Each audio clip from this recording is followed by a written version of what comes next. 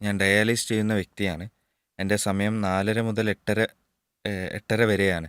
അത്രയും സമയം ഡയാലിസിസ് ചെയ്യാൻ എടുക്കുന്നുണ്ട്. അതിനിടയിൽ മഗ്‌രിബ് നമസ്കാരം സമയം കടന്നു പോകുന്നു.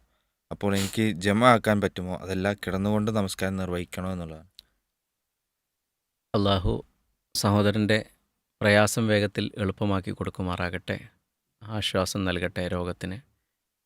നമ്മുടെ നമസ്കാരത്തിൻ്റെ കാര്യത്തിലുള്ള അദ്ദേഹത്തിൻ്റെ ശ്രദ്ധ അള്ളാഹു അദ്ദേഹത്തിൻ്റെ ഒരു സൽക്കർമ്മമായി സ്വീകരിക്കുകയും ചെയ്യട്ടെ. നമ്മുടെ സഹോദരൻ്റെ ഒരു ആശങ്ക, ജമാഅത്ത് സമയം വൈകി നമസ്കരിക്കുന്നത് കൊണ്ട് പ്രയാസമുണ്ടാകുമോ, ആ കിടത്തത്തിൽ തന്നെ കിടന്നുകൊണ്ട് നമസ്കരിക്കുകയാണോ വേണ്ടത്? ഇവിടെ നോക്കേണ്ടത്, സുഹൃത്തിന് ഇരുന്ന് നമസ്കരിക്കാനോ അല്ലെങ്കിൽ നിന്ന് നമസ്കരിക്കാനോ കഴിയുമെങ്കിൽ അതിൻ്റെ സമയം കഴിഞ്ഞാൽ അടുത്ത വഖത്തിലേക്ക് നീക്കി വെക്കാൻ പറ്റിയ നിസ്കാരമാണല്ലോ മഗ്‌രിബ് എന്ന് പറഞ്ഞാൽ. ഇഷായിൻ്റെ കൂടെ നിസ്കരിക്കാൻ പറ്റിയ നമസ്കാരമാണ്.